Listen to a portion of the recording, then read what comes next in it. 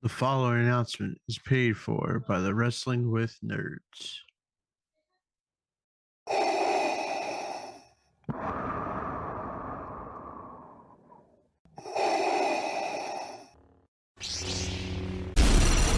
From Mordor to Hogwarts to Gotham, the nerds have come together to create a show for nerds by nerds. Join nerds doing nerd things as they talk about all things nerdy. Stay up to date on the show by liking the Nerds Doing Nerd Things Facebook page.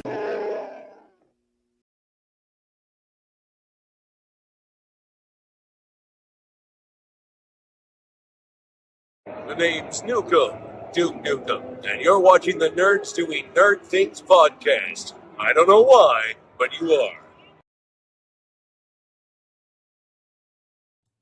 What's going on, wrestling nerds, and welcome to this week's episode of the Wrestling with Nerds podcast. We're live today, mostly because that stupid AEW. We're live today.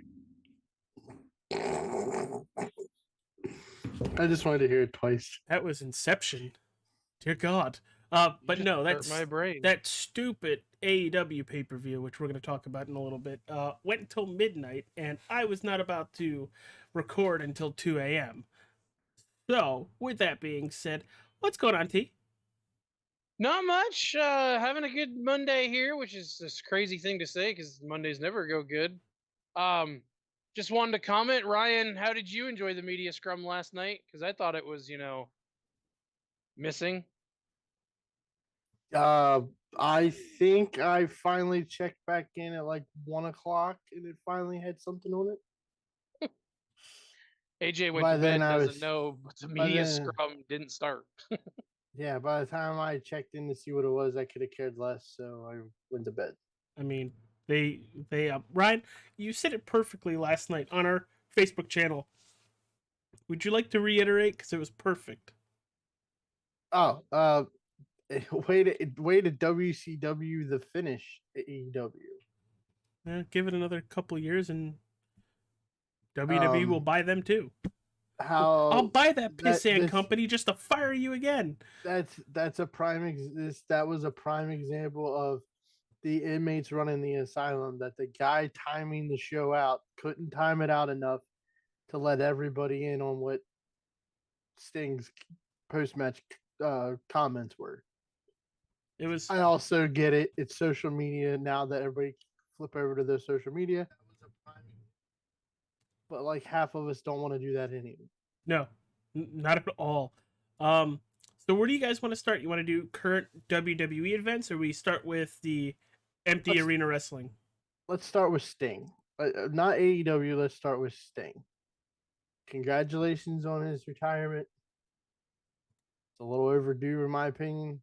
I understand not wanting to give it up yet. Went to AEW, and they treated him like an absolute god. He was undefeated.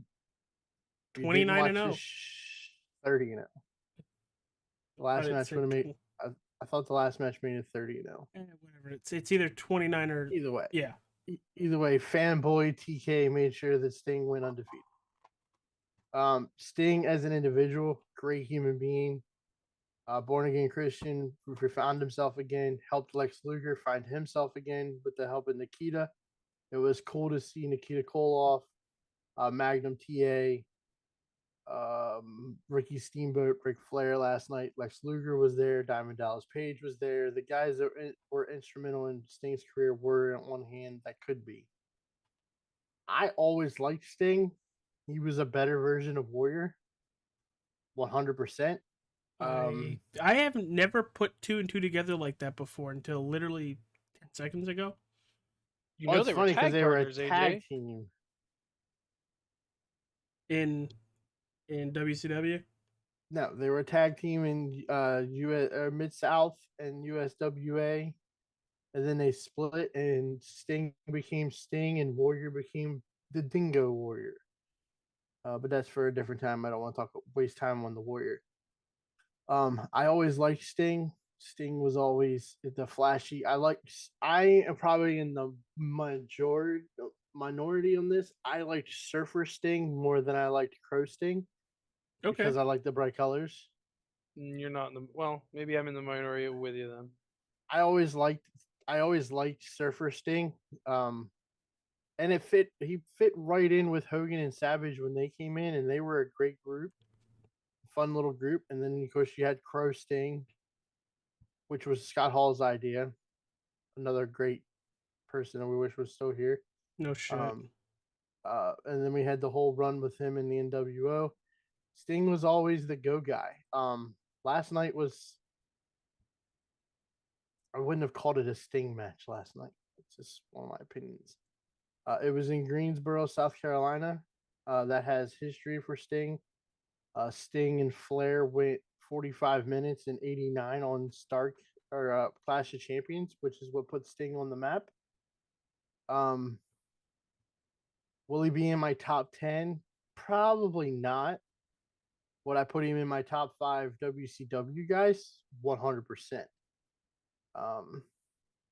There is this. Is he top 5 TNA? Sure, why not? Because You could easily put him he there. did spend a lot of time there as well. Yeah. I mean, you could easily put him in your top 5 in TNA. But he was the franchise of WCW. 100%. So I'm glad to see him retired. I hope he doesn't come back for spot offs. He doesn't need to. I'm glad. I made the joke last night. He just retired from wrestling. Now he's going to go do the real work and be a producer or an agent in WWE. He has no interest in being a manager or an agent. Wow. So Sting needs to go be Sting. Sting needs to be Steve Borden and enjoy retirement. He deserves it. I'm glad that they didn't put the Yuck Bucks over Sting and Darby. Mm-hmm. No kidding. Even with the gimmick change, I still don't like the Young Bucks. The EVPs. I just don't like the Young Bucks. I'll grant on this. I think you put the over under at 14 for super kicks, and we were under that, which was shocking. Where are we at? 8, 9? I think we were only at like 6. They only hit them at the end of the match. Well, Ric Flair ate 2 of them. Yeah, I wouldn't have called that. If you would have asked me what Sting's last match was, it wouldn't have been that last night. Well, and Sting's last match, and we're going to talk about the whole pay-per-view in a second. Royally, as a recent fan of Sting, like, didn't start getting into Sting stuff until he decided to show up at Survivor Series, and then Ryan, come here, boy, down the rabbit hole. But that was not a Sting match. That was a spot match with Darby Allin trying to kill himself unnecessarily. I don't want to speak ill on anybody that in a bad way, but if Darby Allin doesn't cut the shit, he's going to be in a wheelchair or he's going to be in a grave by the time he's 30, 35. I don't even know how old he is now, but I'm going to say it won't take long because that was a ridiculous, unnecessary spot last night that didn't need to happen. And we all knew what was going to happen. The Young Bucks were never going to take that bump. And Sting 100% is not taking that bump. I mean, I don't know if you guys saw it. Somewhere out there in the world of social medias last night, I made somebody was fanboying over that spot, and I made a very critical comment to that. Did you want to read it? I was actually pulling it up, and I mean, I can kind of read it verbatim, but what was special about that? That it was glass? The laying a guy out on top of a breakable object just for him to get pulled away moments before the jumper hits him has been done a billion times. It's no longer surprising. It's been done a billion times. It's not anything special. The only thing special about that is that now Darby Allin is going to spend the next probably 2 hours after they get out of the ring picking tiny shards of glass out of his body. If not weeks, because no telling that stuff's going to be in there for a while. You're not going to get it all. it wasn't even that. I mean, that part is the stupid part, but the other part that nobody takes into consideration is the fans at ringside. When Sting gets thrown through the pane of glass, I saw video from that ring post, and the shards of glass go to the crowd. Same thing with Darby Allin. If you watch the one from Darby when he They goes go through the glass, flying. the first three people standing at the corner of the barrier get pelted. And I mean, granted, I understand. You bought tickets for the front row. You should expect something, but you don't expect to get hit in the face with shards of glass. Imagine if that ends up in a fan's eye. It's just not safe in any way, shape, or And form. I don't even care if they're like, oh, but it was sugar glass. Sugar glass at that. That wasn't sugar glass. That was His shower, back wouldn't that have was, read it up. I that was understand. that was shower glass. That's what that was. That was I understand, but you know you're gonna have those people coming and be like, guys, it's fine. It was just it was very unnecessary. If you want to do a spot, there are so many other things you could fucking do. That was just outright dangerous with no protection. You know, and then people are like, but you didn't bitch when Shane did it off the Hell in the Cell. They had padding, an ungodly amount of fucking padding underneath that table for him. And even then, it furthered the story that it was Sami Zayn that pulled him off. It wasn't just one yuck buck pulling another yuck buck off the damn thing and saving him. Like, what? It doesn't further anything. And I know the conversation is going to turn to, well, did you guys watch ECW in the 90s? Yeah, different time, different era. You guys now bitch when there's a headshot with a steel chair, but yet the guy can dive off of a 20-foot ladder through a plain glass.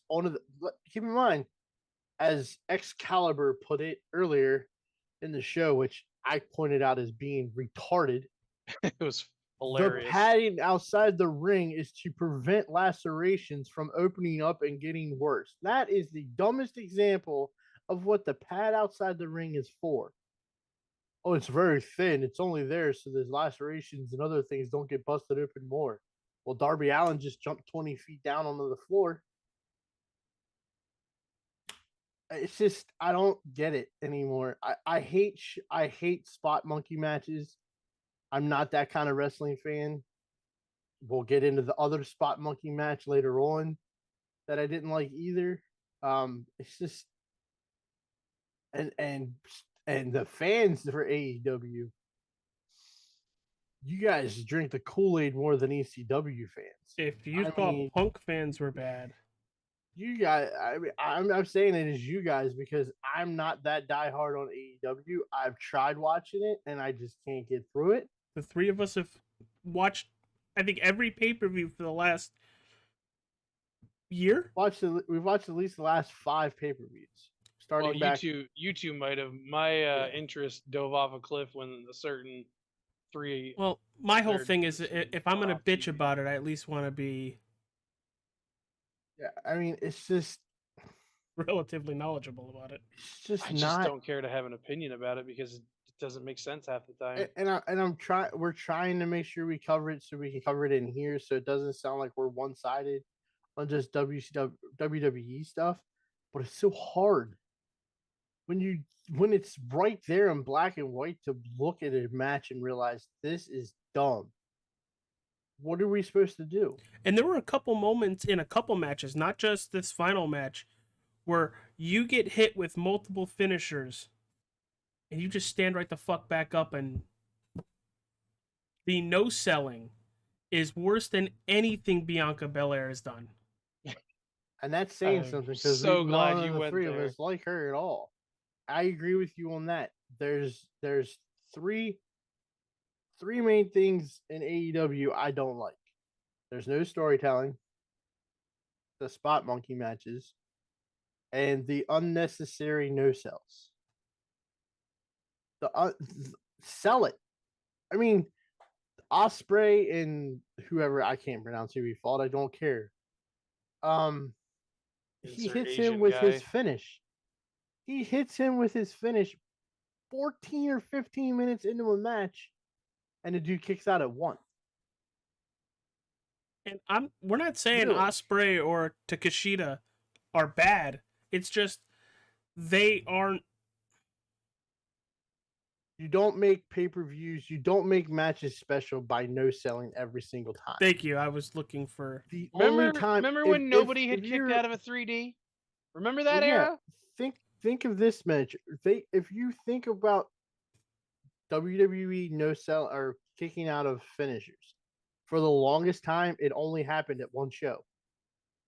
WrestleMania. That was the only show you saw people kick out of finishes. Now it's on Wednesday night Acme Dynamite or whatever the hell it's called because it's just as much as a Looney Tune as everything else. It's just I can't get. I love. Don't get me wrong. I love the whole. I love the beginning of it. Now it's starting to kind of feel weird because I don't know how to go about it. I love the Warlow, Adam Cole, Kingdom, the Undisputed Kingdom thing. I love that. I didn't mind that one bit. I love the Christian stuff. The Christian of becoming everybody's daddy is hilarious. And that was a good match too. And they did a lot for Daniel Garcia in that match to make him look good. It was a very, very good match. And it's just like Daniels, I'm gonna run through this now, but Daniels versus Kingston, that was horrible. That was absolutely horrible. Not so much the match itself. I don't like Eddie Kingston. There's no appeal to anything Eddie Kingston does. Sorry, Thug. I don't care. But to get your hand and arm worked on the entire match, your dominant hand and everything, and you hit the guy with a back fist or back slap with the wrong hand, and then you win with a power bomb. After the fact of you getting your ass beat for 20 minutes, or you popped off a power bomb and won. There's nothing about Eddie Kingston that says, "Hey, you're a good guy, top guy." I don't see it. I think it's a fanboy thing. I don't like it. The tag match with the Combat Warriors is I The coined it, I Blackpool think, last Combat night. Club, and yeah, you did call him that No, last night they were the Combat Warriors, and because I saw of it the on social media. It was Road Warrior Mox and Road Warrior Swiss. It was beautiful. I love that. Whoever that was great. Against FTR, you knew I was gonna love that match. I love FTR. They're the greatest tag team in the world, and they don't get their due because they're in AEW. very Great match.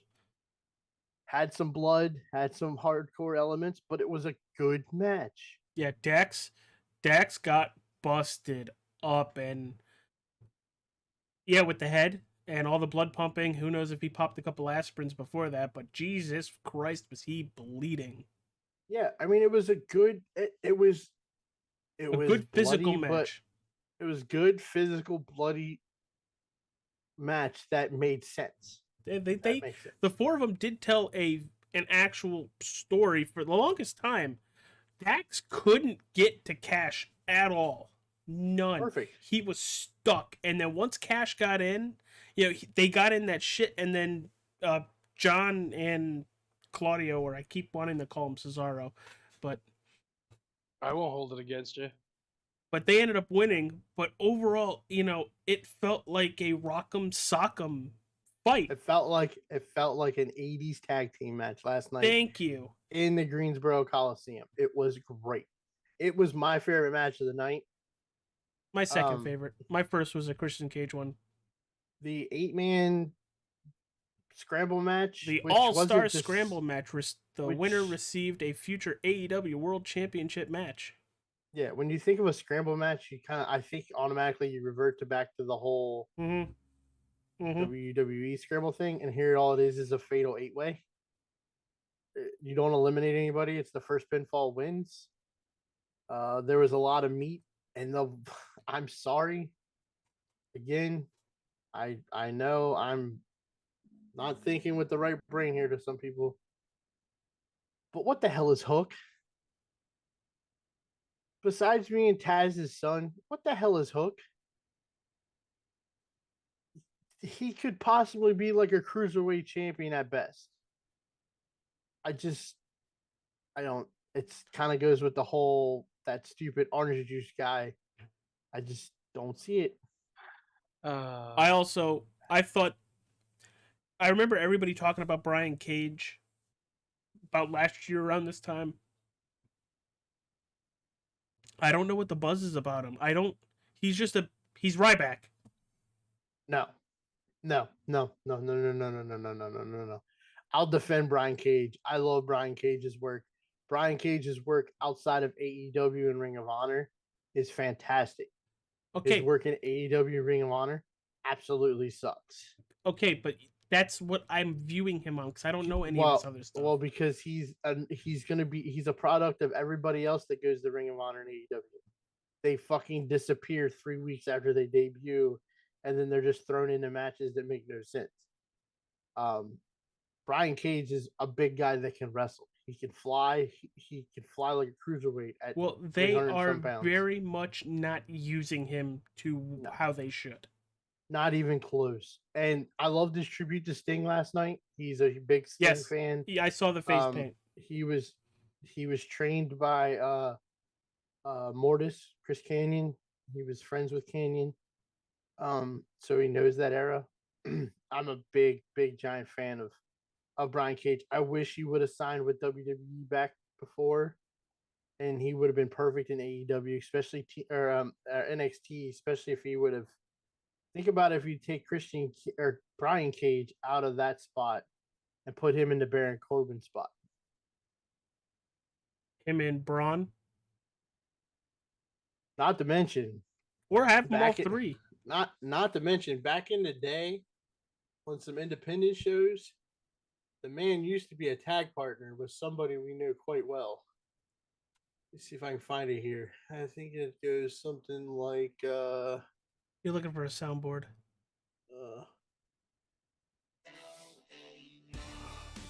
They were tag partners, so that would have been fun too. I'm a big fan of Brian Cage. I like Wardlow. I like the bigger guys. I'm a bigger guy. I'm an Lance Archer wrestling fan. What do you mean, brother? Lance Archer. I've seen Lance Archer since back in his NWA TNA days, where him and Kid Cash were tag partners.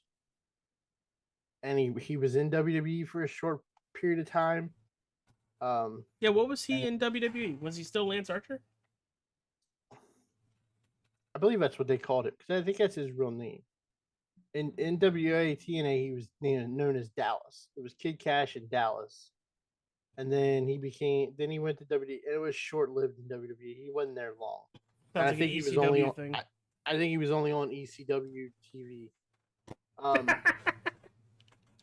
It's just, I going into this match, I had Wardlow pegged to win it anyway. It goes along. At least that's the story that they continue. Let's see how it ends. Mm-hmm.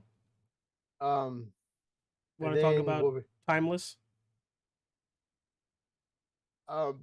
Yeah, go ahead, because you took the lead on this one, because I was kind of in and out on this one. So I enjoyed the premise of this match of Deonna wanting to fight and beat the Toni Storm she knew 10 years ago, 5 or 10 years ago.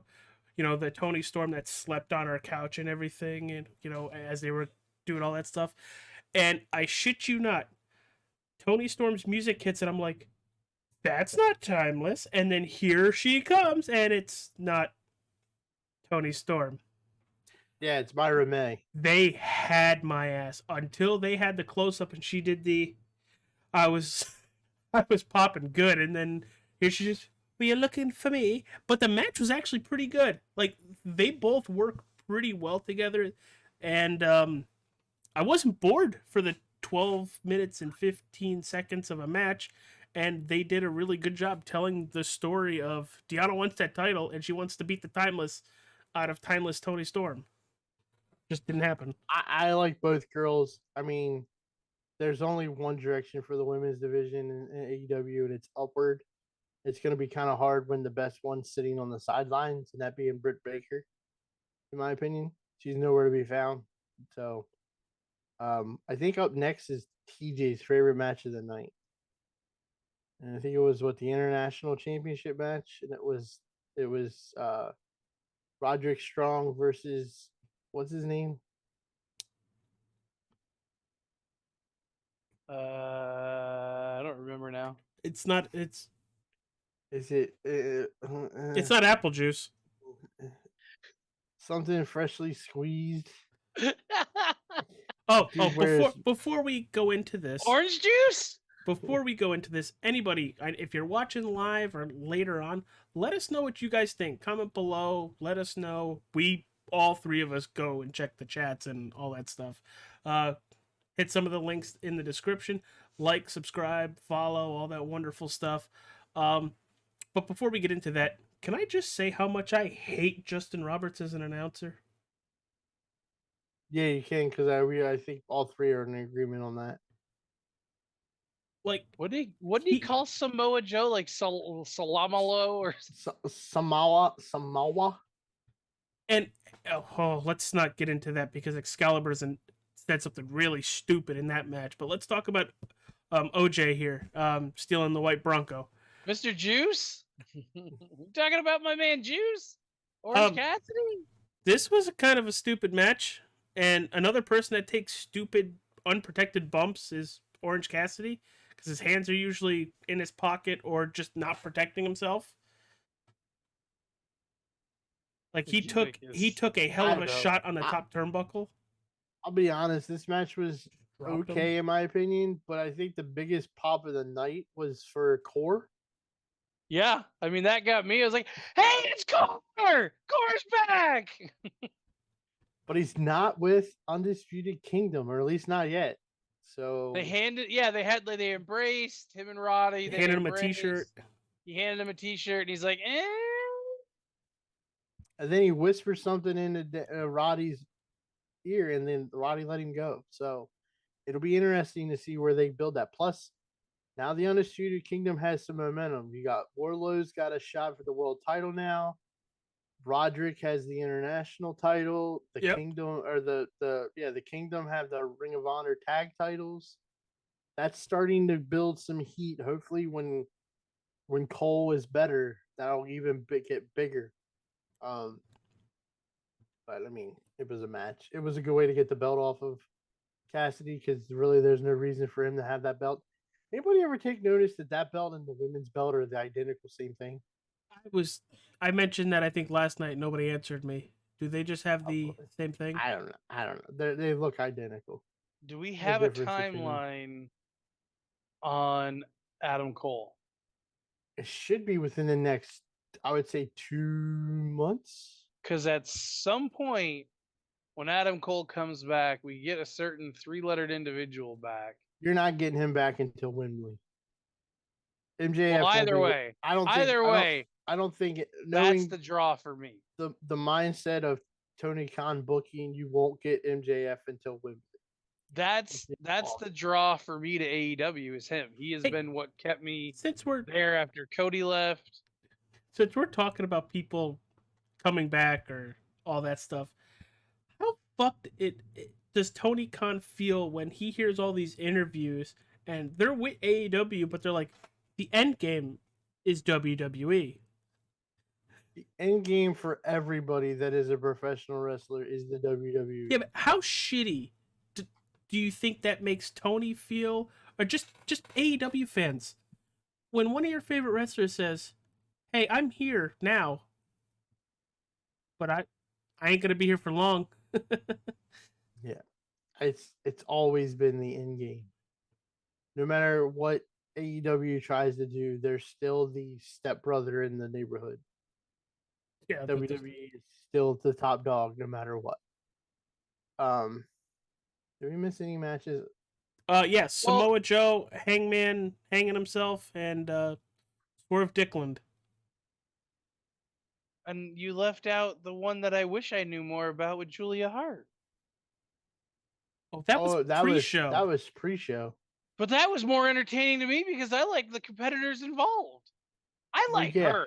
There's something about her that I like, and like obviously you said she's on the pre-show, so she's like stuffed way down there, but her character is fun to me. She seems like a Resident Evil Village character person, right? Like, and did she possess Sky Blue? Is that like what's going on there? I don't know. It's the whole Black Magic, House of Black motif because she's a part of that with Malachi and Brody King and Buddy Matthews. They're part of that whole House of Black. Because it's weird, but for me, those are the storylines that I wish I paid attention more all the time, because that actually interested me. I like the supernatural stuff. That's probably why I like The Undertaker, why I liked Bray Wyatt, why I liked Alexa Bliss so much, is I like the supernatural part of well, that was WWE, but of wrestling as a whole. Yeah.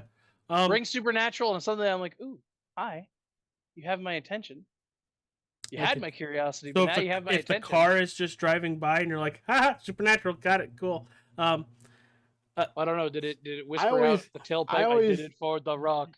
You're saying like Resident Evil thing. I always think her hat makes her look like the one Mortal Kombat character. I know you're. I know you're. Shang Tsung. Is that the one that has the hat that can throw it off? And yeah, that's what I think of when I. Oh no, that's Liu Kang's like cousin or whatever. Just so everybody knows, we did everything completely the fuck out of order tonight. But Samoa Joe defeated Hangman Page and Swerve Strickland. That was for the AEW World Championship, and it had to be Excalibur that said it. There is so much lineage with the Samoa Joe family. What, Joe? What? Him? What are you talking about? He's the one Samoan that isn't related to any of the other Samoans. And then Ryan's sitting there last night. He goes, "AJ, you're right." We just started laughing over it. I mean, it was even joked about in WWE. He's the one Samoan that no one likes from the Samoans. They don't like him. Like, not only is he not related, they don't like him. But I did like the story point at the end of this match. Hangman hates Swerve, and there's Swerve and got into his house, breaking and entering and all that stuff. JR, Excalibur, whoever said it, goes, I wonder if Hangman tapped out because he knew he couldn't win, but didn't want Strickland to win. I'll give him that. That was a good one. That was a good setup for what could happen after the fact. And we all know how much I can't stand booking in AEW, but that was pretty good. Not gonna lie, that wasn't bad. Do we want to rate this pay-per-view out of 10, or do we want to? How do we want to do this? Because I'll tell you right now, well, it's a 4.5. Well, I mean, if Ospreay and what was his name, Cochita, yeah, something like that. If I was in the Tokyo Dome, Meltzer would have gave it like 8.5 comebacks. But he only goes up to 5. Yeah, but he would have gave it. He would have gave it 8. I don't know. Maybe a 5.5. Put it this way: would we even have been watching last night had it not been for Sting? No. The only reason I watched it was his Sting last match. Yeah, but we've watched the last couple, and we want to bitch about it because it hasn't been good. And to bitch about it, at least in my opinion, you have to then watch it. I just fucking hit my hand on the damn desk. I know, but as a fan, the only reason I agreed to buy the pay-per-view last night was because it was Sting. Watch as we see look at them burning Gurley's legs. Of course, his ass is the only thing that doesn't freaking phase out of that camera shot. It's probably because his butt matches this freaking chair. But yeah, I'll give it a 5.5. Goku over there trying to heal his hand back. You don't want to know what I want to give it. No, I already gave it a 4.5. Is a Z an option? Because I could have fallen asleep right up till the end of it. I'm shocked you didn't. I will give you credit on that. Because we were doing other things that had my attention. It's like it started out great. The pre-show had my attention. There were some beautiful ladies. They had a cool match.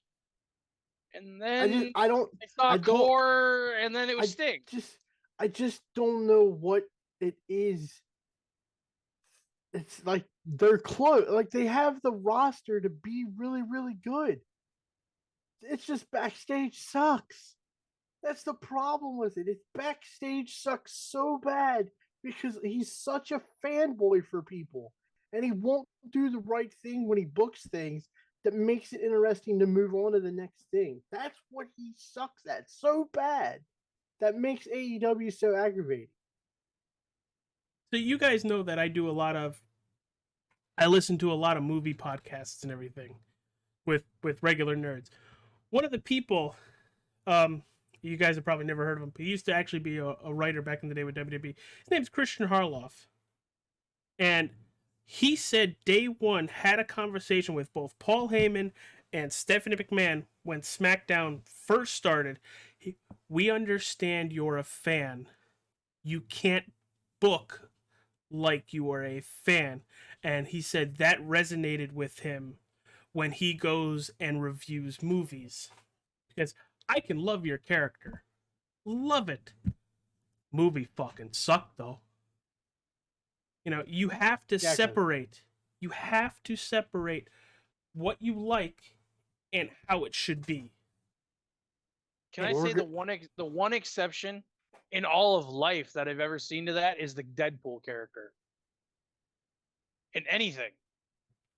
Because the movie could suck, but I could watch Ryan Reynolds play Deadpool. I can't watch Tony Khan's circus. I can't focus.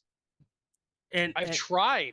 And to Ryan's credit, he's right. It seems like he took a roster that should be gold and threw it into WWE 2K24, and he can't get the matchups right. God, I'd love to see him try to do that. That'd be a YouTube video I'd watch for 2 hours. Maybe that's how he books. Maybe he just makes a roster.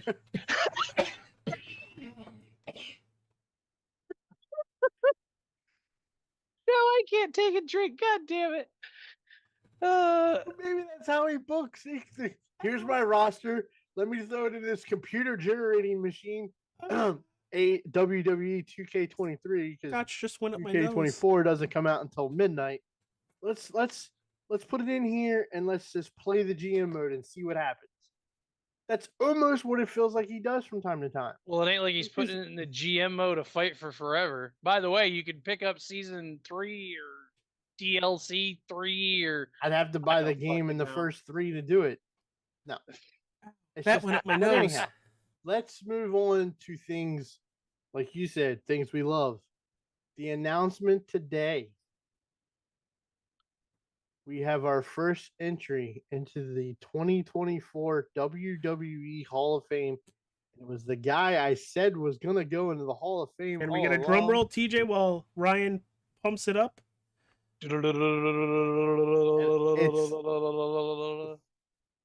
And it's not a spoiler. It's Paul Heyman. Congratulations, Paul Heyman. His name is Paul Heyman. And if he's the only one that gets inducted to this Hall of Fame, I will sit there for that 3 hours or whatever it is and listen to him talk the whole night. I don't care. I don't care either. I'm right on board with you. Walk away. I will listen right on board with you. There's videos on TikTok where he does his like one-man shows or whatever. It's from Inside the Ropes over in Great Britain. It's fantastic. Oh my god, I am. Yep. I agree with you two wholeheartedly. I was hoping the moment we said we were going to this Mania, this was on my list of hopes. And once the only other one is in the main event on night 1. The Dwayne AJ. Isn't he a Hall of Famer already? No.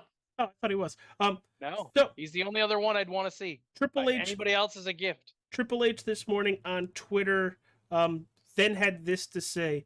He's a promoter, a manager, an executive, a wise man, and now a WWE Hall of Famer. There's more to say about at Heyman Hustle, who's Paul Heyman's Twitter handle. But as always, it's best to let him say it himself with a live microphone in Philadelphia. Here's the thing. I made this mention of who's going to induct him. Wouldn't it be a Paul Heyman thing for him to induct himself? Yeah, it would be. I mean, if they're gonna make somebody induct him, I would imagine it's probably gonna be like Tommy Dreamer. That's what I said. Tommy, the Dudleys. Tommy worked closer with Heyman as far as business wise than the rest of them did. So I would imagine if anybody, it's going to be Tommy. Could also be Punk. Could be Punk. We know one that won't be. He's a Paul Heyman guy. Oh, who it won't be? The Beast Incarnate. Yeah, he's going to be in Canada, camp or hunting or doing whatever he's doing. But no, he won't be there. as Paul Heyman will never see this, even though if one of us seems to cut this, from the three of us, congratulations on getting inducted into this year's Hall of Fame. Can't wait to see you in the Wells Fargo Center getting inducted after SmackDown.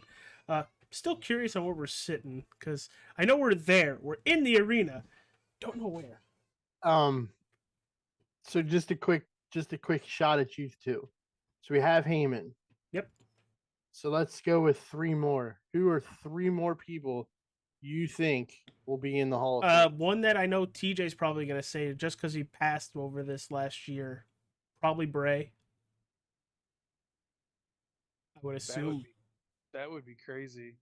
I would assume they would do that because they've done it for other people that have passed that were active. Eddie. All right, TJ, what's one for you while I think of another one? I mean, I want the Dwayne. Give me the Rock. Let's not forget where this, in relation to the Rock's childhood, where we are. It's roughly an hour and a half, 2 hours away. He grew up in Bethlehem, Pennsylvania. That's where he went to high school. The Samoan dynasty is in Philadelphia, or is in that Bethlehem, Pennsylvania area. That's where Alpha and Sika have their wrestling school. And the current character of The Rock, wouldn't that be great for that character to be inducted into the Hall of Fame? As if, you know, he needs any more limelight right now to be. 100%. What are we calling this Rock? Just egomaniac Rock? I thought we were doing it Hollywood Rock Part 2. This is Hollywood. Sure. This is Bloodline Rock. That's what this is. It's Bloodline so Rock. Those are our like recent people. Ryan, you're gonna have to help us here. Who would be the, I don't want to say legacy, but who would be the legacy inductee? If Hunter worked his magic and got Bruno, and he worked his magic and got Warrior, my personal want for the Hall of Fame is Demolition. Demolition is without a doubt, to the WWE audience, is the greatest tag team of the late 80s, early 90s.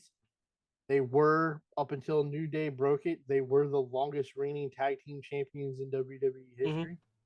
I grew up on Demolition. That's why, like, when we have our list of tag teams, they'll always be above the Legion of Doom, in my opinion. Just my opinion. But I grew up on Demolition, not the Legion of Doom. And I know there's that whole thing where they're like, well, Demolition was a knockoff for the Road Warriors. To me, the Road Warriors were the knockoff of Demolition because I saw Demolition first. I loved Axe and Smash. I didn't really like it when they brought Crush in, but I understood why, because Axe was sick and they needed that tag partner. Not to mention, Demolition, one of the greatest ring entrance musics of all time. It is so underrated how good their ring music is. Yeah. I always remember when it hit, it was like, yes, here they come. This is great. It like hits you right in the feels, like, here they come. Yeah, this is gonna be destruction. That's my one wish still of anybody from the 80s and 90s is I don't think we'll ever get him.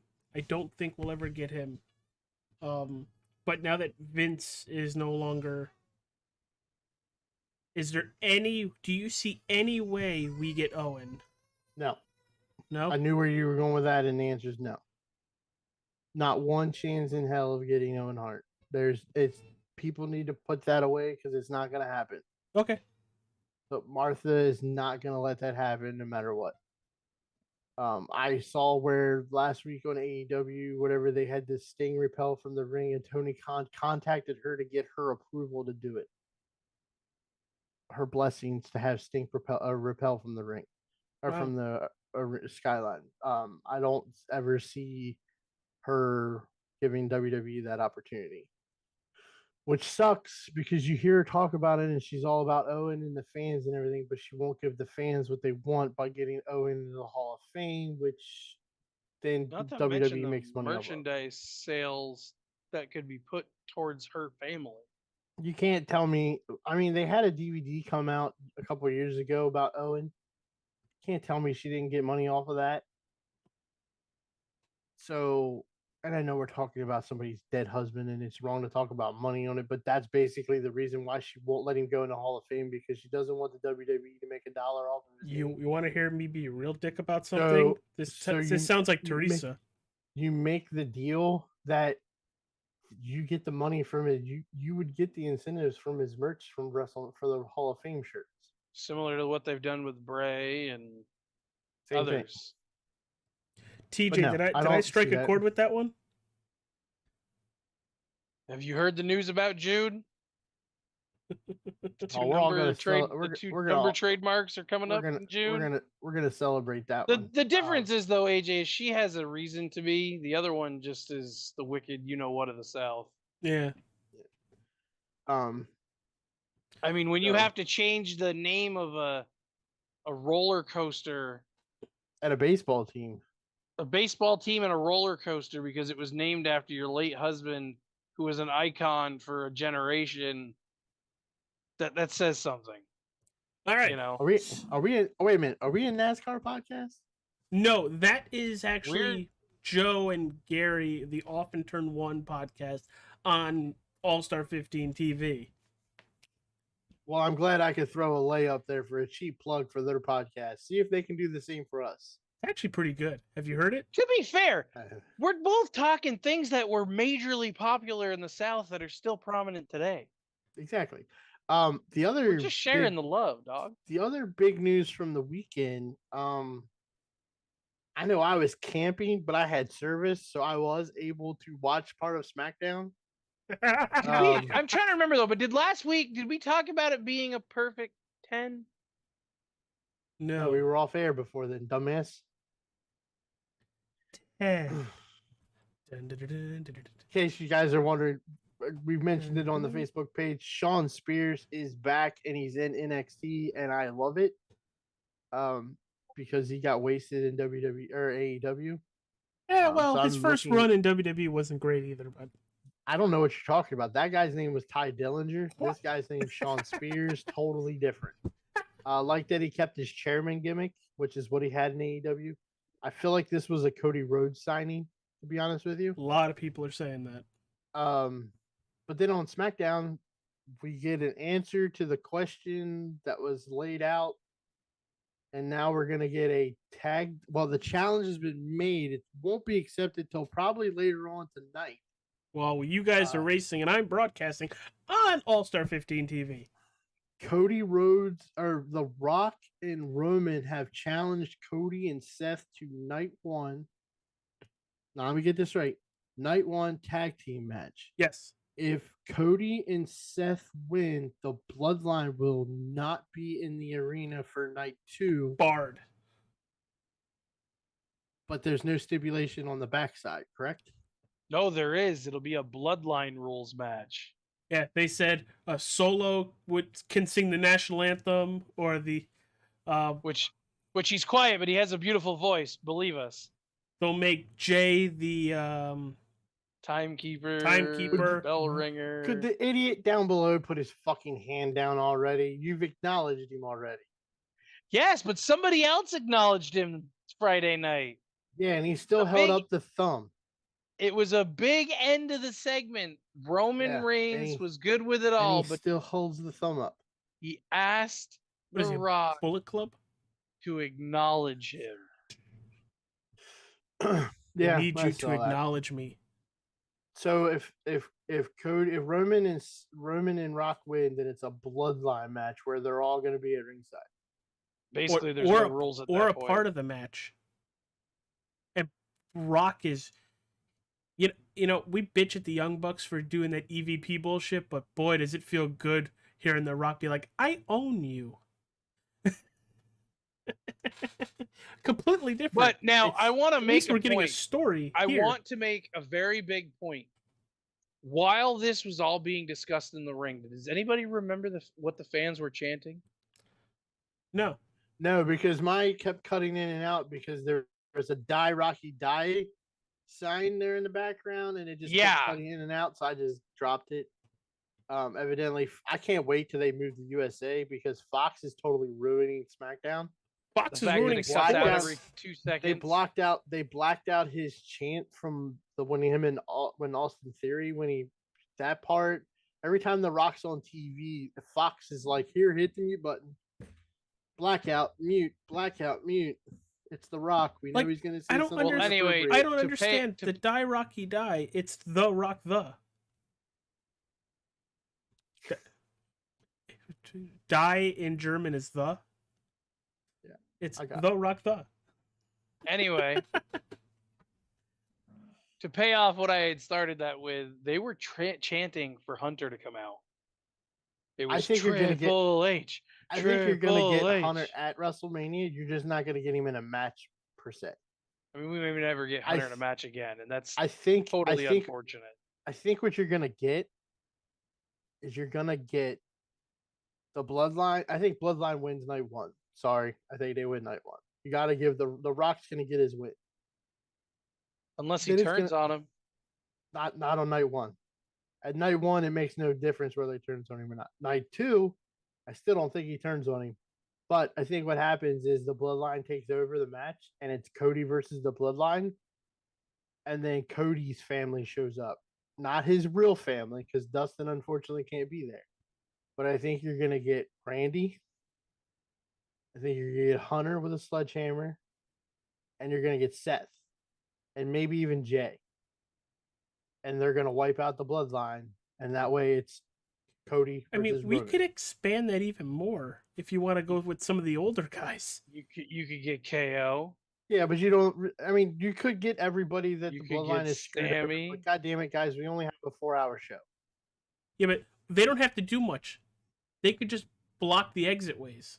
That's I think it. I think you get Hunter with the sledgehammer takes out Rock, Randy takes out Solo, Jay takes out Jimmy. and then they're off to the races. Unless a new Bloodline member shows up between here and WrestleMania, or even at WrestleMania, You talking about Tonga? possibly. No, I very much. If they don't get involved, I just want them to just. You're not leaving, kind of thing, like blocking the exits. Literally everybody they've wronged. Well, the one thing they need to do is make sure that they're not interfering in the match. That's why I say they take them out. That way, it is truly Cody versus Roman this time, and Cody picks up the W. I'm still seeing all those TikToks where Cody was supposed to win in 1, 2, 3, and then Roman's music hits, and I'm like, that better not fucking happen. We're betting a lot on Cody winning. I don't want to see two men weep. Yeah, while the other fat fuck holds his finger up in the air. Listen, okay, it's time we establish something right now. I'm happy I wasn't drinking. Does this guy right here? Do I put my finger up in the air for this guy? Yes, I do. I do a lot. But does this guy right here have my heart in Philadelphia? You better bet your fucking ass. Because I'm telling you right now, on night one, that shirt's getting worn. And on night two, that shirt's getting worn. I mean, I'm going with a couple of wrestling shirts, but I'm wearing our merch the whole time. I'm just telling you. Shit's already all packed now. Jesus Christ. Jesus. I'm really, really hoping this Mania isn't the 7th inning. How does your cheeks feel climbing, holding, riding the fence in the middle? Who, me? Yeah. Well, Clinch! you know. Because I've got no Bloodline merch, brother. It's all Cody. You're damn right. And I mean, let's just remember, let's not forget, I was a fan of that. Okay, which way am I here? That guy before he was ever a Bloodline maniac, okay? Back when he was the one. No, don't ever do that again. What? He's the tribal chief, not a Bloodline maniac. Maniac is left for the guy in the 80s that is the best. oh, I'm just saying. Speaking of maniacs, When that guy got booed by the fans because he was pushed down everybody's throat, I was a fan of him then. Before it was even cool. when Triple H throws him over, and he's And there goes Dean. When he was celebrating with fucking confetti in the ring, and Sheamus said, "Nah, brah." Speaking of Mania shit, I know we usually watch this shit together, but I had an hour to kill at work. Hour and a half to kill at work. I watched the new Sergeant Slaughter bio. Oh my fucking god, am I more a fan of that guy? Well, stop teasing in a later episode, AJ. Just saying. It's a fucking good episode. The funnier part about it is I haven't watched it, but I probably already know it more than. There's a you're just reason finding why out. we call you the fucking guru. Bite me. I was just checking. So is that everything we wanted to cover from Friday night? For the most part, Ryan. Well, we did get. I'm sorry. Let's quickly go over this because we'll do it just as quick as the WWE does it. Dakota Kai turned on Bailey, so Saw that Bailey's one by coming. herself versus Damage Control. Oh, and while Damage That's about as. Control was Wait, stop. Let's move on to the next thing because that's about as much tension as the WWE's given to it, which is totally wrong in my opinion. No shit. Bailey won the Royal Rumble and she's not even on the fucking poster. no Bianca is. Yeah, Bianca much. Cena. But the one other thing, we saw Damage Control backstage in a certain Jade Cargill with Nick Aldis. Yeah, Confronted them, kind of looked them We'll see. over. Yeah, that's gonna be fun. I But we need to shift gears, or we're never going to get to shift gears tonight. We have something we were supposed I to be will admit covering. though, you just told me about that part that I missed. With the whole Cargill and Damage Control, and I instantly thought of sorry, just my mind went straight to it. It's was it Godzilla versus the Japanese? mm-hmm. Jeez. I Speaking can of see that Godzilla, now. in theaters Cargill later is this so month. tall, and then sorry, it went there. Cancelled. Hey, there it goes. Bacon, you get the fuck out of here. You just randomly disconnected me. Just We disconnected him. I'm moving us. Yeah. So the reason we're here is it's our WrestleMania review. This was AJ's review, his first one. We each get two for this build to WrestleMania for us. Last week I chose the original WrestleMania. He can get the fuck out. Which was I'm messaging exciting. him right Which was exciting for me to see these two's opinion on mid '80s wrestling because it's not the same as today. No. And I think they both thoroughly enjoyed the show. Oh yeah. This one we went 20 years later. We went to WrestleMania 21. And AJ, go ahead. Break her down. This was mine. This was right when I started really getting into it.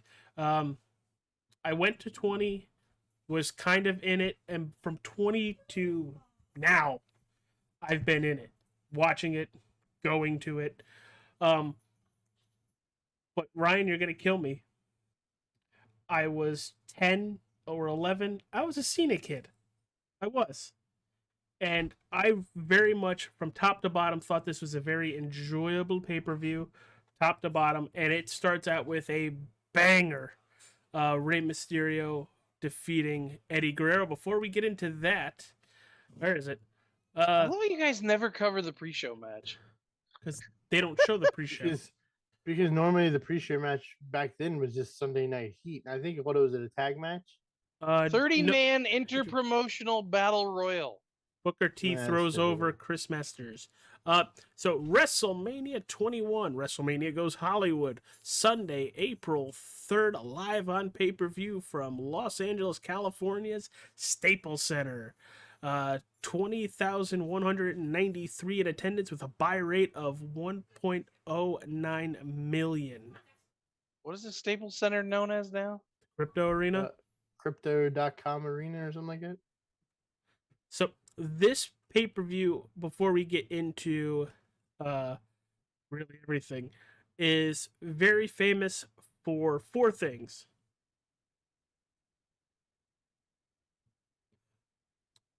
Money in the Bank, Kurt Angle, Shawn Michaels, Cena, JBL, Batista, Triple H.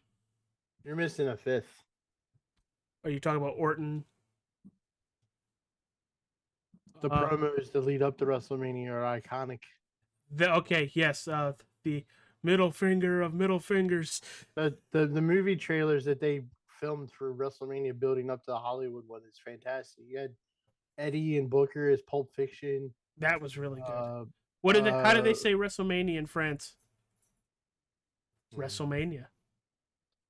Who was it? It was Christy Hemme and somebody else did the When Harry Met Sally. Oh God.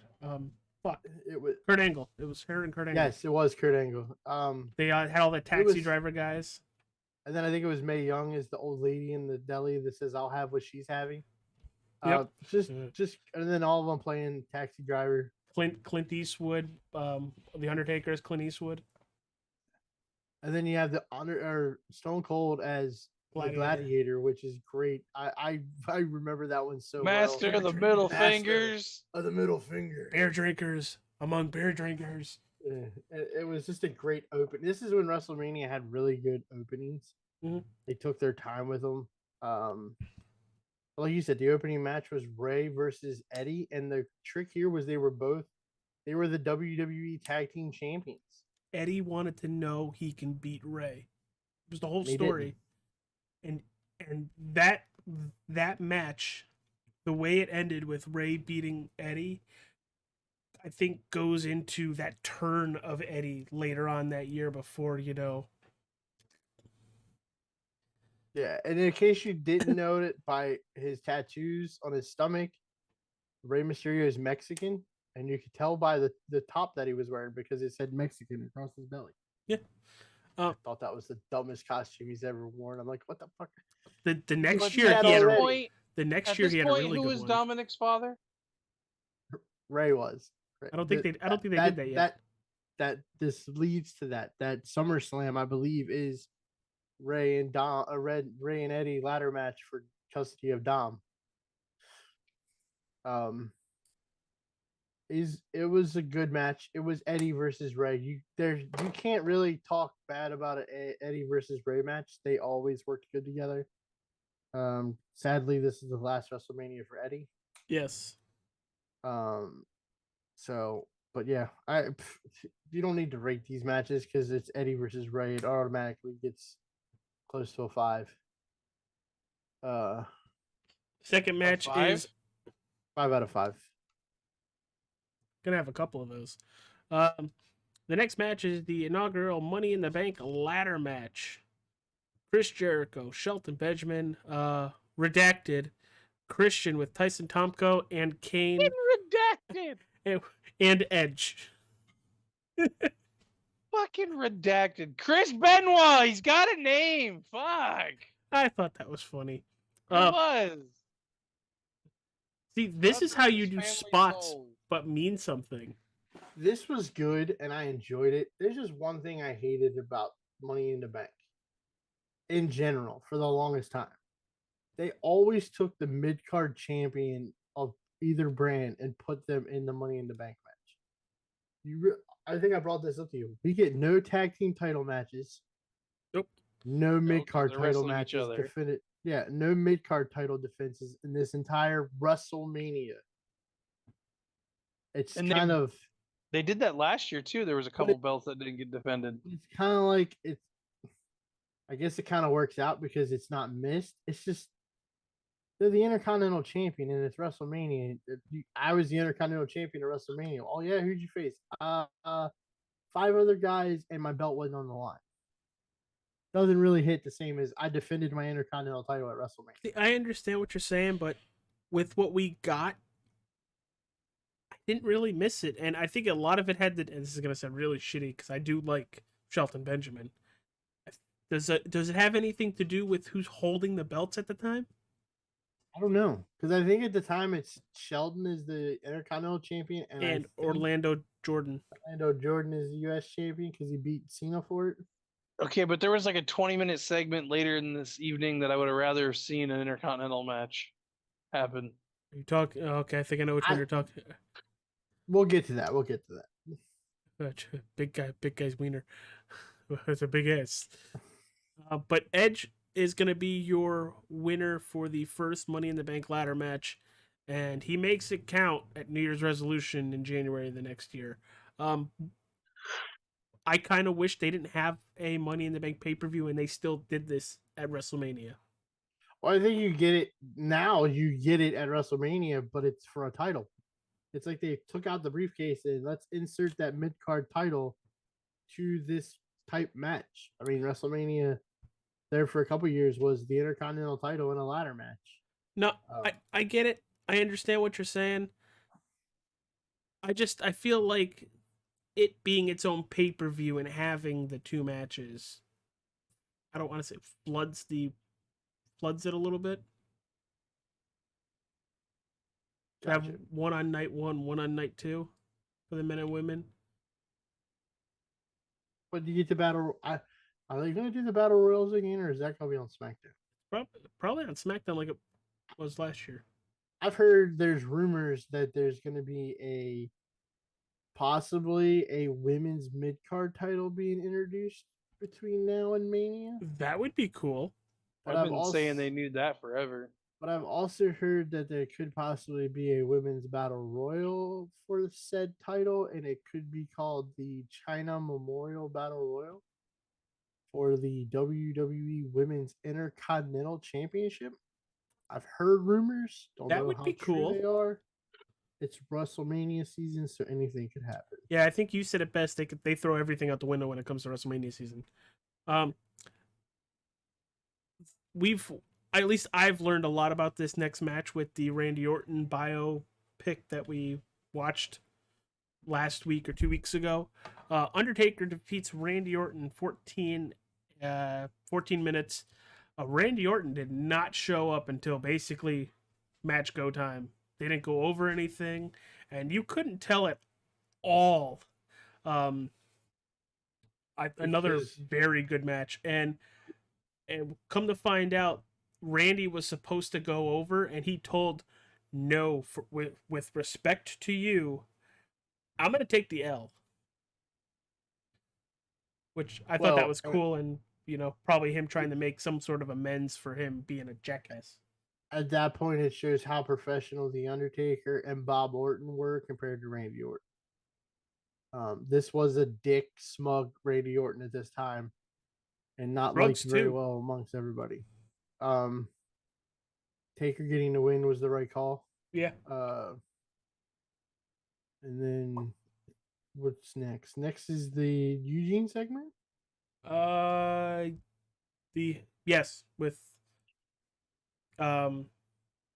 what's his name?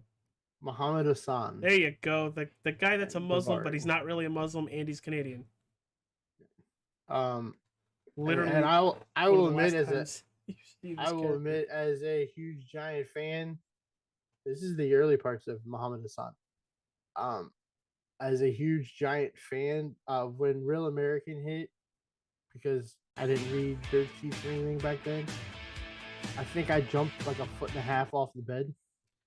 Yeah, you mentioned that you literally hit the ceiling when that hit. Yeah, I was not expecting. The only issue I have with this whole segment is he comes out to rescue Eugene, and it's as if Eugene died because you never see him again. He rolls out of the ring and he leaves. He goes seeks medical attention. What more do you want? What do you want? Hogan to hug him and make sure he's fine? Hogan must pose. Hogan posed with Hornswoggle when he saved him. Well, that's different. We like Hornswoggle. Hey, you think a Eugene character can work now? No. You think a Hornswoggle character could work now? Sure. Have you seen Micro Wrestling Federation? I'm saying though, with the storyline of being the bastard son, we need another WLC. WLC. Well, Hogan must pose.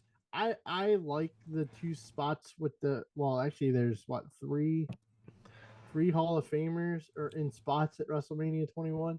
Yes. You had Bob Orton with Randy and Undertaker's match. Still got the cast Hogan, on. you get this Hogan spot, and then later on you get Piper and Austin, which was, to me, I What? enjoyed this segment. The only part of it that didn't make sense to me was Carlito, but it was to give Carlito a rub, and it just didn't work. That was the only part of that whole thing I didn't like was See, Carlito. I thought the only reason why Carlito's out there to eat a stunner. Well, yeah, but it's to get the rub off of both of them two to be in the ring with them guys at WrestleMania is enough to give you a rub. The only I don't difference know. is you got Apple spit in your face and then you got stunned. But then again, Piper got stunned too, so what's it matter? Piper at least had a couple beers in him. Probably. Who was better having a couple beers in him, Piper or McAfee? Knowing Piper's demons, I don't think beer was a good idea.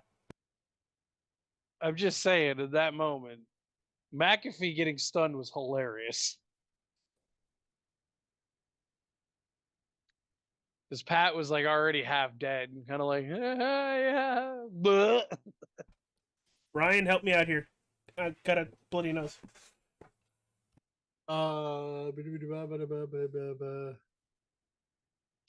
We have Trish Stratus. Sorry, Friar Ferguson has a bloody nose. I do believe we end up with Trish Stratus and Christy Hemme. Yeah, for the this women's was championship this match. was one of those. Christy Hemme's gonna be on Playboy, and Trish didn't agree with it, and here we go with this women's match. It wasn't anything to be cracked up to watch. It was one of them weird matches, in my opinion. I didn't give any real thoughts to this one. It truly was at a time where this was the popcorn match, unfortunately. Since he's just getting back, I do want to mention it was hilarious seeing Piper work the crowd with the what chants. Yeah. By the way. What? Well, shut up and I'll tell you. Is it me or if Lita didn't get hurt, this match wouldn't have happened? I think that was the league, but also it was Chris. Like I said, Chrissy was the Playboy model, and that was kind of the idea of the match to make sure you promote her Playboy. Next up, though, because we're gonna go past that because it's the shortest match of the night of an actual wrestling match. We get by far, I think all three of us can agree, the best match of the night: Kurt Angle versus Shawn Michaels. By far, this is one of the best matches I think I've ever seen. One of them. 30 minutes. Almost 30 minutes. Great back and forth. Two of the best. We can all agree on that. The finish was nice. It worked out good. Well, the thing is with the finish, it made sense. Working Shawn's ankle the whole time, his legs, and how long was total? Because I have the number here. Fuck you. I went back and timed it for how long Shawn Michaels was in a ankle lock or a version of an ankle lock. This match is 27 minutes, 28 seconds. They were working that ankle for more than 5 minutes. Great. That's what two ring generals can do. That's why. And I don't even think, and I'm not going to go back and look because I could give two shits what he thinks. I don't even think Meltzer gave this 5 stars. Because he's that pathetic about it. Because it's WWE. I'm almost positive he did not give this match 5 stars. Match was great. I enjoyed watching it on the rewatch. Same thing. Like, it just was very technical, very good. You know, there were spots where Shawn was in the ankle lock for so long that I started to think of counters that I don't think were ever used against the ankle lock. Yeah. Like, remember Friday, I said to you, I'm like, anybody ever tried sweeping the leg on this guy while he's got him in the ankle lock?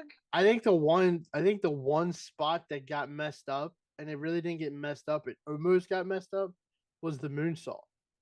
Angle went to do the moonsault and was short on it, and instead of Shawn rolling backwards, he rolled forward, and Kurt almost still caught him with it. But knowing those two, if Kurt would have caught him with it, they would have went with it. He also said the Cena and JBL match is in the Uh, 10 worst matches in WWE WrestleMania history. Was Fuck that at the Dave Meltzer. time, or is that like still Uh, standing? April 4th, 2005. Yeah. Okay, so yeah, that was a it's Mania review. But yeah, all three of us can agree. If you haven't seen this match, go watch it. If you're not a wrestling fan and you want to see what it's like, this is one of those 5 matches that I recommend going to watch, without a if doubt. you have a weak stomach, skip the match after. See, what's And fucked the- up is it didn't bother me. The Triple H bleeding, like the way he was bleeding, bothered me more. The next match that TJ speaks of is a sumo match, and it's Akibono versus TJ. I mean, the Big Show. I mean, Akibono looked like he had a bono. It goes 1 minute. Was just a prop piece. It was the fluff. Well, there was a lot of fluff, but it was just to get it in there. It was fun to watch. I think it was more of a ribble and show how to wear that diaper. So, come to find out, Akibono, outside of his sumo career, has a very storied professional wrestling career in Japan. Wrestled in Japan. Mhm. A lot of combat athletes wrestled in Japan. Whether it was MMA fighters for K1 or Strikeforce, they wrestled in Japan because Strikeforce and New Japan were to get their sister companies. One, So like, 2, 4, so like your 6. MMA fighters like Bob Sapp and we just saw him there when we watched some of the 1998 stuff. The Giant Sylvia that was a part of the Oddities. He fought in K1. The Great Khali also wrestled in Japan. Was really good in Japan. Could move in Japan. Came to the States and his knees quit working. 13-time champion in Japan with all those promotions. Yeah. So yeah, the sumo wrestlers in Japan, that always has been a thing. But again, we're spending more time than the match has been long, so we'll move on from this. No, I just thought it was cool because, yeah. TJ gives it -4 Pampers. Not Huggies? Or depends? You want to talk about salt of the earth? I think the ring got more salt. Next matchup is John Cena defeating JBL, the longest running WWE champion in SmackDown history, for the WWE title. Only because Hunter didn't want to be on Tuesday nights. Yeah, the only reason he's the champ is because Hunter didn't want to work Tuesdays. That was a hell of a line. And as probably legit as can be. This match is kind of for me. I like JBL more than I like Cena. I like the heel JBL. JBL as a heel billionaire playboy One philanthropist. One of my favorite matches that I like to go back and watch is Eddie versus JBL at Great American Bash. The Bull Rope match where JBL wins the WWE title. Is that the one where Eddie cuts himself too deep? Eddie cuts himself too deep. It's a very fun match to watch. Not for you, you squeamish Uncle Fester looking motherfucker. It's like he knew I made the face. I mean, it's John Cena. It's early John Cena, so it's not annoying yet. Going back and watching it, it's still annoying because it's annoying now. Made it a little harder to watch for me to enjoy it, but it was time for Cena to be champ. How did Cena get into this match? Like, because obviously he didn't win the Rumble. Contender Championship tournament. Him and Kurt Angle had a match. I believe the finals were for Backlash, and he beat Kurt Angle for the shot at No Way Out. JBL. So February 20th, No Way Out.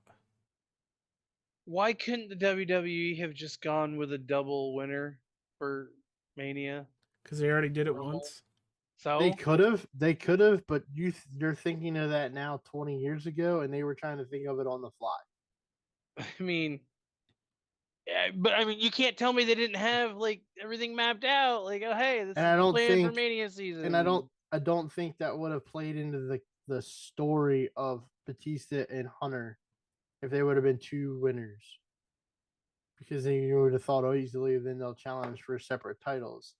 So I think the whole contract thing, the throwing the clipboard down, thumbs up, thumbs down, that wouldn't have worked if there was 2 winners of the Rumble.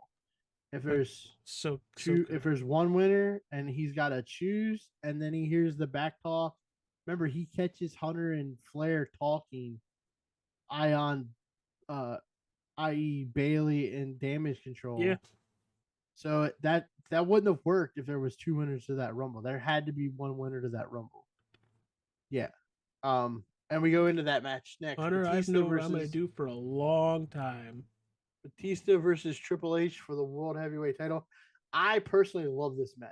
I love this feud between Batista and Hunter. Actually, to be honest with you, I love their rematch inside Hell in a Cell more than I like their Mania match. And I absolutely love their WrestleMania match. This worked out perfectly. It was good to see Deacon Batista get one over. Well, and at this point, in time, he's the closest thing I had to a hometown guy because he's from DC.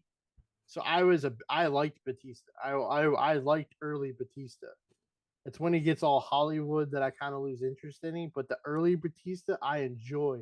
The minute Triple H gets color, it goes all Batista. Yeah, Batista destroys Hunter once he starts bleeding, and it was just a great world title match. This is Triple H being the ring general that he is. I was a Cena head, but now, and I want to point out, good match. I don't think Batista, as we know him today, is what he is without going over at this WrestleMania. Well, I don't think Cena is either. The momentum, Cena could have went longer and then became champion later and would have been fine. The amount of momentum that Batista had even before the Royal Rumble, they made it clear, the fans made it clear that they wanted Batista to break away from Evolution way back in Survivor Series. Mm-hmm. When they came out to the ring, the rest of Evolution was getting booed, which by this point was just the three of them because they had already kicked Randy out. But Hunter and Rick were getting booed out of the building, and Batista was getting cheers. Then, the audience wanted Batista to be the next top dog to take out Hunter. And I'm not when I say this, I'm not just talking WWE. I mean, we got to remember Dave Batista is now a pretty accredited movie star. Yeah, he's Drax. I'm just but I mean, he's done some comedies. Is it not funny that Dave Batista was a member of Evolution and in a way was a member of the Four Horsemen? Kind of funny. AJ's confused. I'm very confused. The movie, what is it? The Cabin in the Woods, or what was the M. Night Shyamalan where he goes and came out? We need the sacrifice. Yeah, those four that are outside the house are the disciples of Apocalypse, the Four Horsemen of Apocalypse. So I always thought that was kind of funny. But Ryan, I know you have some things that you're like, 21, meh, no mid cards. But overall, where would you put this out of the 40 years of WrestleMania, or 39 years of WrestleMania? Top, mid, or bottom? Since you could split them relatively evenly. I'll do you one better. I'll put it top mid. So it's a Dolph Ziggler. It's almost top level, but it's right there. It's good. I mean, it's got 3 good matches on it. If I had a Dolph Ziggler soundboard, I'd have hit it right there. Here to show the world. But yeah, I mean, it's easily T. It's in the top 10 probably. Oh shit. What in my sleep drunk stupor did I pick for our next breakdown? That's not what the question was. I'm getting there. You gotta give me a couple seconds. I can't really rate this pay-per-view because I've only seen it on the back one. You picked WrestleMania 3. Oh, okay. I was awake then. WrestleMania 3 is a great WrestleMania. I was awake. I wasn't asleep when I made my choice. No, WrestleMania 3 is a great WrestleMania. And I promise you guys from the mid 90s, there will be a WrestleMania covered between 5 and 12, somewhere between there, there will be a WrestleMania covered. My second pick is TBD, bub. Yeah, I have a second one. I don't know what I was thinking. I went with like 31, I think. You and I went was with like, 31, and then "Eh." T went to 30, and I guess both Yeah, are We're both TBD now. TBD in it. We're both TBD in it. yeah. We're gonna stick with mine though. You are the boss. Well, no, I 21 and 17. Yeah, yeah. You got the middle of WrestleManias covered. We'll cover the early parts and the later parts. Sounds like a 17 couple is good blackjack hands. 17 is what arguably called one of the. It's arguably the greatest WrestleMania of all time. Yes. Well, So until this year. So next, yeah, because we'll be there in the rain. Like Lady Gaga said, Bob, rain on me. I don't think she meant water. So next week, Look on the bright side. Look on the bright side. If it's raining, TJ won't be sleeping. At least I hope not. Find out on our social media. I smell wet dog. Listen, Nope, that's TJ. If Paul Heyman talks for 4 hours, night one can get pretty rough. But yeah, next week we're doing WrestleMania 3. Join us there. Hey Ryan, it's a nice hat you're wearing, by the way. Yeah. Buy it at Streamlabs. This backwards camera shit fucks my head. There's a bunch of pink stuff, and I've left the pink stuff up there because any proceeds we get from Nerds Goes Pink, All Star 15 TV, or Hutch Sport, or Wrestling with Nerds, anything that goes pink is getting donated to breast cancer awareness. So, like I've been saying since October, go buy some shit. Save the tatas and don't say you look like a cancer patient. Right, AJ? By the way, just to unalarm everybody, it's not AJ. The beard's gone. The hair was already gone. That's not the chemo. That's just he fucked up. Stop. I just went and I was like, oh no. Oh no. I think you were shaving while asleep. No. I just went to go clean it up and I went too low, and I would have made Adolf proud if I kept it. Jesus. All right, everybody. You really would have fit in with Imperium. Peace out, everybody. We'll see you next week. Put your Put fucking your arm down, goddamn asshole. finger down.